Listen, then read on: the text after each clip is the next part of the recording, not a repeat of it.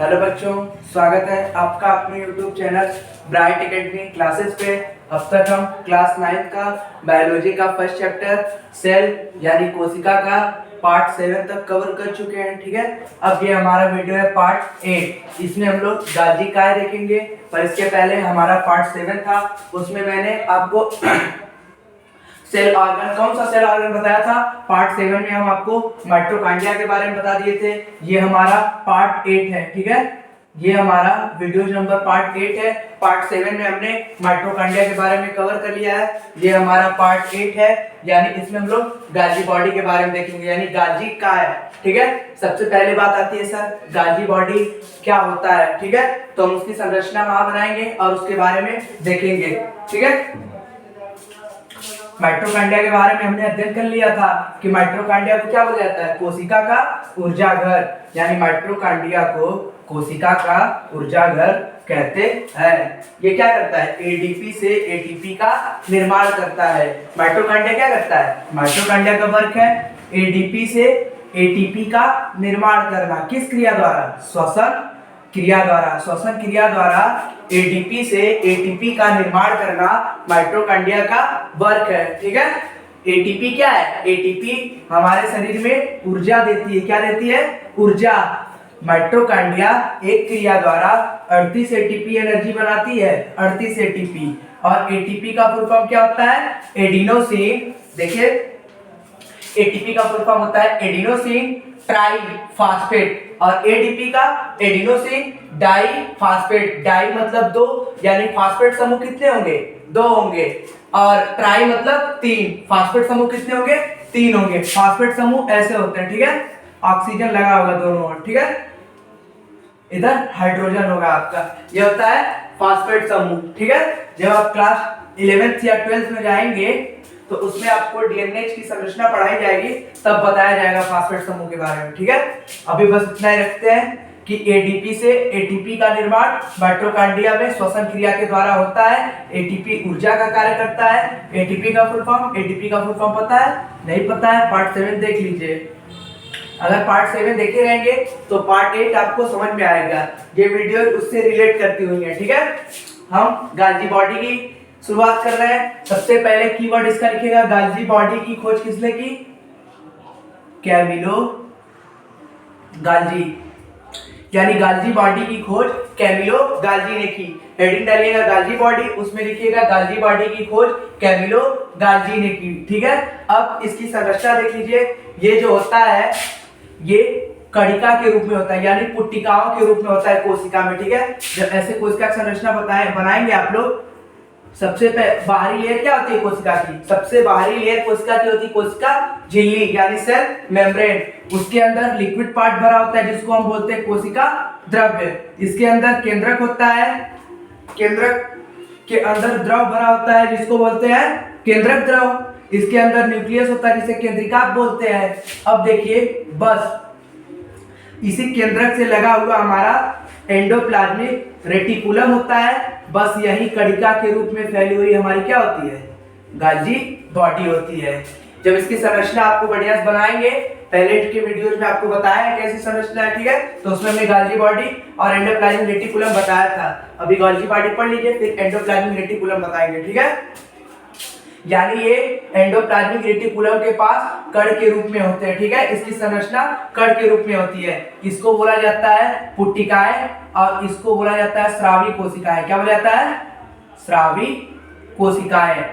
इनका वर्क क्या होता है, स्रावी कोशिकाएं हमारे शरीर में हार्मोन्स का स्राव करती हैं। किसका स्राव करती है, हार्मोन्स का स्राव करती है। यानी वर्क में आप लिख लेंगे कि गाल्जी बॉडी में जो स्रावी कोशिकाएं हैं वो हार्मोन्स का स्राव करती हैं। ये देखिए संरचना है, अभी बस इतना समझिए, बता रहे हैं, देखते जाइए बस।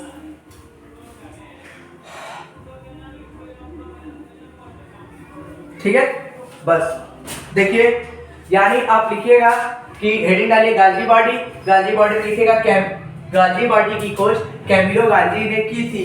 गाल्जी बॉडी कण के रूप की संरचना होती है और ये एंडोप्लाज्मिक यानी अंतःप्रद्रवी जालिका के पास लगी होती है। ठीक है, यह हार्मोन्स के स्राव का कार्य करती हैं। फिर हेडिंग डालिएगा गोल्गी बॉडी के कार्य। ठीक है, पहला कार्य लिखिएगा कोशिका विभाजन में सहायता करती हैं, यानी मदद करती हैं। जब कोशिका विभाजन होगा, जब हम आपको पहले के वीडियोस पढ़ा रहे थे तो उसमें कोशिका विभाजन आपको बताया था कि कोशिका विभाजन कितने प्रकार के होते हैं, 2 प्रकार के। पहले कोशिका विभाजन देख लीजिए। कोशिका विभाजन, विभाजन मतलब बंटना, कोशिका मतलब सेल्स, सेल्स का बंटना, या तो एक भागों में बटेगा या तो 2 भागों में बटेगा, यही क्या कहलाता है, कोशिका विभाजन। अब अगर एक कोशिका से 2 कोशिका बनेगी तो इसे बोलेंगे माइटोसिस। क्या बोलेंगे, माइटोसिस, यानी समसूत्री। इसे क्या बोलेंगे, समसूत्री। यही अगर एक कोशिका से आपका 2 और इस वाले से 1 तो इसे क्या बोलेंगे, इसे बोलेंगे मियोसिस डिवीजन। क्या बोलेंगे, मियोसिस, यानी अर्ध, ऊपर लिख दे रहे हैं, अर्ध सूत्री विभाजन।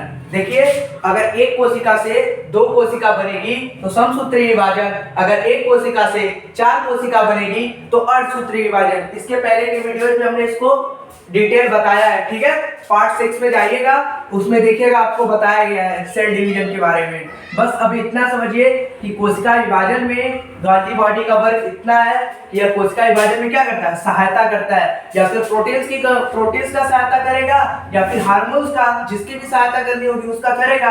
अब देखिए दूसरा वर्क, ये सरल शर्करा को जटिल शर्करा में बदल देते हैं। ठीक है, सरल शर्करा को जटिल शर्करा में बदल देते हैं। ये हेडिंग डालिएगा, गोल्गी बॉडी में वो सब लिख लीजिएगा। फिर कार्य डालिएगा, पहला लिखिएगा कोशिका विभाजन में मदद करता है, दूसरा लिखिएगा सरल शर्करा को जटिल शर्करा में कन्वर्ट कर देता है, यानी बदल देता है। गोल्गी बॉडी इतना हो गया। अब हम अगला शुरू कर रहे हैं, जिसका नाम क्या है, एंडोप्लाज्मिक रेटिकुलम। ठीक है, यानी इसको मिटा दे गोल्गी बॉडी। अब हेडिंग लगा लीजिए ER, यानी एंडोप्लाज्मिक रेटिकुलम, अंतःप्रद्रवी जालिका। हेडिंग लगा लीजिए एंडोप्लाज्मिक रेटिकुलम।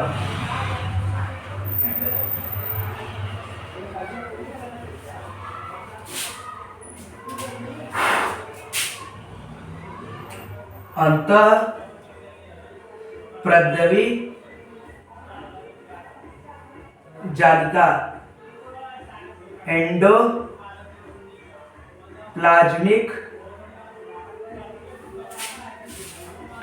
रेटिकुलम, यानी कुल मिलाकर ER। एनसीईआरटी में दिया है ER, क्या दिया है, ER, एंडोप्लाज्मिक रेटिकुलम। अब इसको समझिए क्या होता है, संरचना से ही समझ पाएंगे। ठीक है, जैसे हमने कोशिका की संरचना बनाई, इसके अंदर इसका केंद्रक हो गया, इसके अंदर लिक्विड भरा, इसका केंद्रिकाप हो गया, बस केंद्रक से लगा हुआ ऐसी संरचना पाई जाती है। देखिए,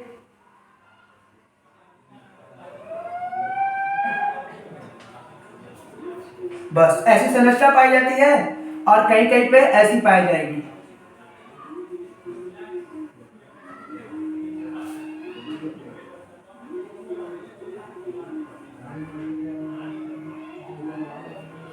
मेन आप ये वाला फिगर पढ़िए, इसको छोड़ दीजिए। ठीक है,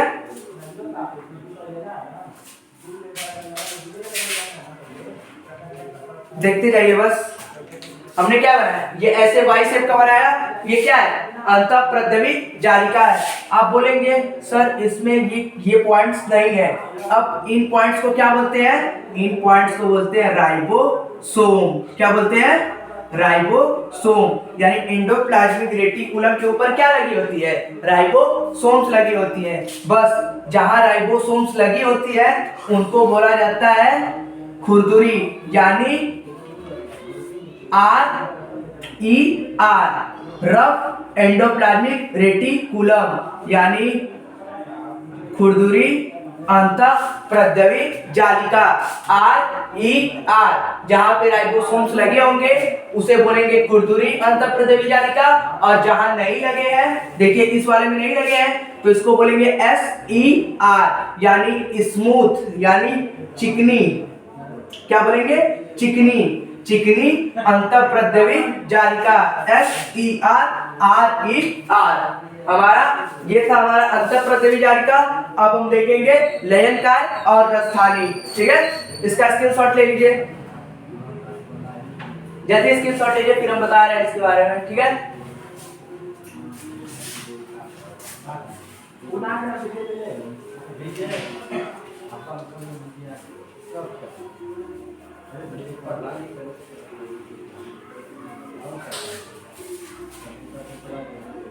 हेडिंग लगा लीजिए लाइसोसोम, जिसको क्या बोलते हैं, लयनकाय। क्या बोलते हैं, लयनकाय। अंग्रेजी में लिखिए लाइसोसोम।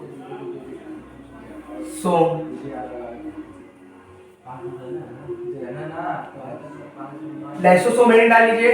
अब देखिए लाइसोसोम की संरचना। लाइसोसोम को जब आप फिगर में देखेंगे तो ऐसे गोलाकार होती है, ठीक है। जब कोशिका बनाएंगे तो इसके अंदर केंद्रक के चारों तरफ ऐसे ऐसे गोलाकार संरचना पाई जाती है लाइसोसोम की, ठीक है। इसमें भरे होते हैं आपके अपघटनी एंजाइम। कौन से, अपघटनी वो सब छोड़िए, अभी बता रहे हैं अपघटनी एंजाइम का वर्क, ठीक है। इसके पहले आप देखिए लाइसोसोम का मतलब, यहाँ पे जो लाइसोसोम है इसका मतलब होता है पाचक। क्या होता है, पाचक, यानी पाचन करना। क्या करना, पाचन। जैसे हम लोग भोजन करते हैं उसको कहाँ पचाते हैं, आमाशय में, वैसे ही कोशिका के अंदर भोजन कहाँ पचता है, भोजन को कौन पचाने का काम करता है, कौन करता है, लाइसोसोम, ठीक है। इसका वर्क बहुत हार्ड होता है, पर अभी समझिए बस ये पाचन का कार्य करता है, ठीक है, यानी पचा देता है, इसके नाम की वजह से लग रहा है, ठीक है। एक बात और समझिए, लाइसोसोम कोशिका में कण की रूप में संरचना होती है। इसकी खोज किसने की थी, CD डुबे ने। इसकी खोज CD डुबे ने की थी। ये कोशिका में कण के रूप में संरचना होती है जिसमें लाइसो का अर्थ क्या होता है, पाचक होता है। अर्थ बस लेके चलिए, अभी बता रहे हैं, ठीक है। खोज बस याद रखिएगा किसने किया था, ऊपर लिख रहे हैं CD डुबे ने इसकी खोज की थी। अब ये वाला हम संरचना उठा रहे हैं, ठीक है। ये ऐसी संरचना हो गई लाइसोसोम की। इसके अंतर्गत जब देखेंगे ऐसे बहुत सारे एंजाइम्स पाए जा रहे हैं। क्या पाए जा रहे हैं, एंजाइम। ये बहुत घातक होते हैं, इनके अंदर एंजाइम्स पाए जा रहे हैं लाइसोसोम के अंदर। ये एंजाइम्स क्या होते हैं, ये अपघटनी एंजाइम होती है। कौन सी, अपघटनी, यानी अगर ये फटा तो पूरी कोशिका बर्बाद हो जाएगी। अभी इसके वर्क बता रहे हैं, ठीक है। अभी लाइसोसोम में इतना समझिए, इसके ऊपर परत होती है जिसको क्या बोलते हैं, झिल्ली बोलते हैं, ठीक है, यानी मेम्ब्रेन। और इसके अंतर्गत एंजाइम्स पाए जाते हैं, ठीक है। ये कौन से एंजाइम्स होते हैं, अपघटनी एंजाइम होते हैं, यानी किसी को जला सकते हैं या फिर घटा, मतलब कहने मतलब पिघला सकते हैं, ठीक है। ये कोशिका के अंदर मौजूद होते हैं। अब इसके कार्य देख लेते हैं, ठीक है। संरचना का स्क्रीनशॉट ले लीजिए। चलिए अब हम देख लेते हैं लाइसोसोम के कार्य, ठीक है। हेडिंग लगा लीजिए लाइसोसोम के कार्य। पहला कार्य देखिए, ये क्या करता है, लाइसोसोम अपशिष्ट पदार्थों को, लाइसोसोम क्या करता है, अपशिष्ट पदार्थों को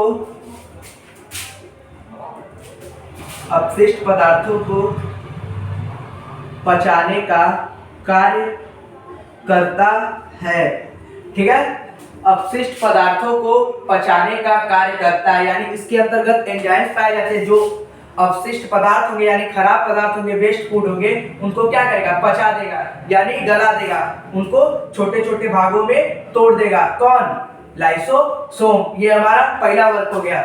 दूसरा लिखिए, अगर कोशिकाएं जो है ठीक से कार्य न करें, यानी बोले हम कार्य नहीं करेंगे, अपने द्वारा एनर्जी नहीं प्रोड्यूस करेंगी, तब जो लाइसोसोम होता है वो गुस्सा हो जाता है। फिर क्या करता है, अपने अंदर से एंजाइम्स को ब्लास्ट कर देता है, यानी अपनी जो लेयर्स होती है उसको क्या करेगा, ब्लास्ट कर देगा। अपनी लेयर को जब फाड़ देगा तो इसके अंदर से एंजाइम्स निकल जाएंगी जो क्या करेंगी, इस कोशिका के अंदर उपस्थित जितने भी ऑर्गन्स होंगे सबको क्या करेगा, डिस्ट्रॉय कर देगा। यानी कोशिका के फटने से, लाइसोसोम के फटने से इसकी पूरी कोशिका बर्बाद हो गई, यानी ये खुद के द्वारा अपनी कोशिका को बर्बाद कर लेता है। इसलिए इसको क्या बोलते हैं, आत्मघाती की थैली। क्या बोलते हैं, आत्मघाती थैली। इसी को क्या बोला जाता है, सुसाइड बैग। ये क्वेश्चन आपका बनता है कि कोशिका की आत्मघाती थैली किसे कहते हैं, कोशिका की आत्मघाती थैली लाइसोसोम्स को कहते हैं। आई होप ये चीजें क्लियर हो जाएंगी आपको। अब देखिए, हमने आपको बता दिया इसका वर्क, अपशिष्ट पदार्थों को पचाने का कार्य करता है और ये खुद के द्वारा अपनी कोशिका को नष्ट करने की क्षमता रखता है, इसलिए इसको क्या बोलते हैं, आत्मघाती थैली। चौथा पॉइंट याद रख लीजिएगा, ये क्या करता है, कोशिका विभाजन में यानी सेल डिवीजन में उत्प्रेरक यानी कैटालिस्ट का कार्य करता है।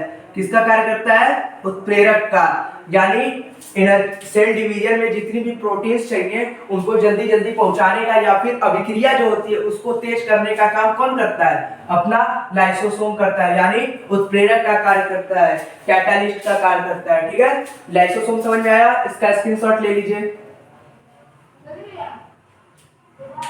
ठीक है, अब हम देखेंगे रसधानी। ठीक है, हमारा लास्ट पॉइंट है, यानी हमको बस यही पढ़ना है, रसधानी। हमने कोशिका के सब कोशिकाओं को देख लिया है, अब हमारा लास्ट है रसधानी यानी वैक्यूल्स। कोशिका पढ़ा चुके हैं, अब जब इसका हम टेस्ट लेंगे आप लोगों से, क्वेश्चन पूछेंगे तब बताइएगा। ठीक है, चलिए रसधानी पढ़ लेते हैं। हेडिंग डालिए, रसधानी। रस मतलब लिक्विड पार्ट, धानी मतलब कोई खाली स्थान होगा जिसमें रस भरा होगा, उसे क्या बोलेंगे, रसधानी। अब देखिए, ये रही कोशिका, इसके अंतर्गत ऐसे जो बना रहता है आपका, इसी को बोलते हैं रसधानी। ठीक है, इसी के अंदर क्या बोलते हैं, इसी को क्या बोलते हैं, रसधानी।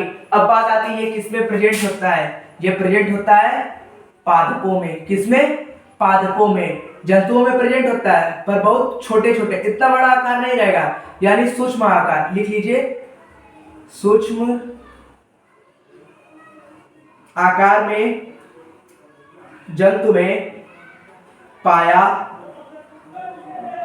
जाएगा, यानी जंतुओं में ये छोटे आकार का पाया जाएगा और पादपों में बड़े आकार का पाया जाएगा। कौन, रसधानी, यानी ऐसी झिल्ली जिसके अंतर्गत रस भरा होगा।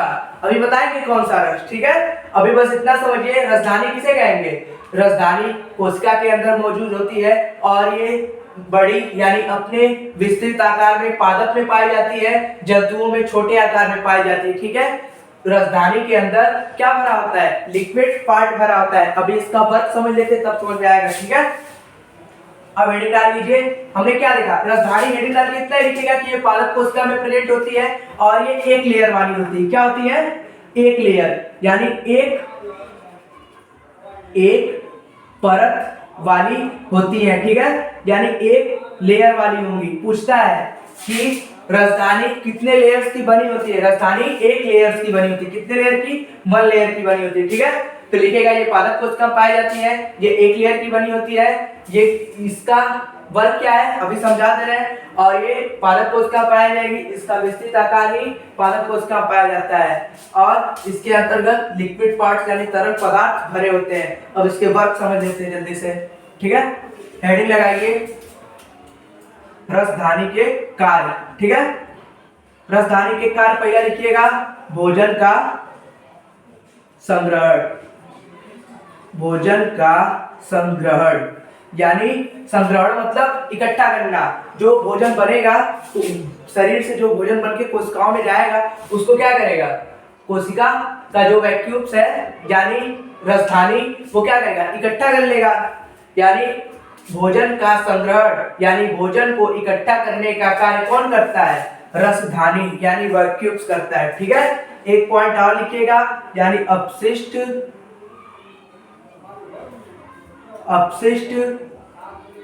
पदार्थों को इकट्ठा करने का कार्य करता है। यानी जो कोशिका में अपशिष्ट पदार्थ यानी वेस्ट फूड होंगे उनको इकट्ठा करने का काम कौन करेगा? रसधानी करेगा। इसलिए कोशिका की कचरा घर कोशिका का कचरा घर किसे बोलते हैं? कोशिका का कचरा घर रसधानी को बोलते हैं। ठीक है, ये स्टार पॉइंट है। ठीक है, इसको याद रखिएगा। यानी पूछेगा कोशिका का कचरा घर किसे कहते हैं, तो बोलिएगा कोशिका का कचरा घर रसधानी को कहते हैं। ठीक है, इतना स्क्रीनशॉट लीजिए, पहले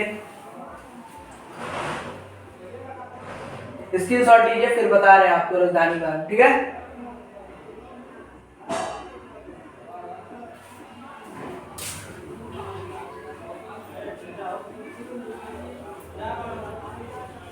अब देखिए, कोशिका के अंदर भोजन इकट्ठा करने को कोशिका में भोजन इकट्ठा होता है ये तो पता है, पर कोशिका की जो लेयर होती है उसको क्या बोलते हैं? टोनोप्लास्ट। क्या बोलते हैं? टोनोप्लास्ट। और इसके अंतर्गत लिक्विड पार्ट पाया जाता है जिसको बोला जाता है कोशिका रस। क्या बोला जाता है?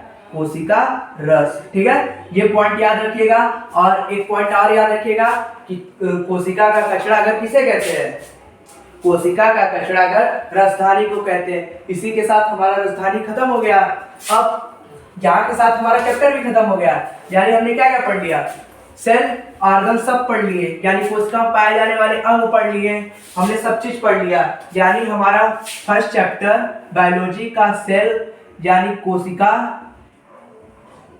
कंप्लीट हो गया। यानी हमने क्या कर लिया? संपूर्ण कर लिया, पूरा कर लिया। कोशिका हमारा बहुत अच्छे से 8 पार्ट में, यानी पार्ट 8 ये हमारा है, इसमें हमने कोशिका को कवर कर लिया। अब हम अगला चैप्टर शुरू करेंगे जिसका नाम क्या है? ऊतक। क्या है? ऊतक यानी टिश्यूज। इन्हीं जो सेल्स है, बहुत सारे सेल्स आपस में इकट्ठा हो जाते हैं तो उसी को नाम दिया गया है ऊतक। यानी ग्रुप्स ऑफ सेल यानी कोशिकाओं का समूह क्या कहलाता है? ऊतक। तो ये हमारा पार्ट 8 है। अब हम अगले पार्ट में, यानी हमारा जो नया चैप्टर होगा ऊतक, उसको लेके आएंगे अगले पार्ट में। तब तक के लिए हमारे चैनल को लाइक करें, सब्सक्राइब करें।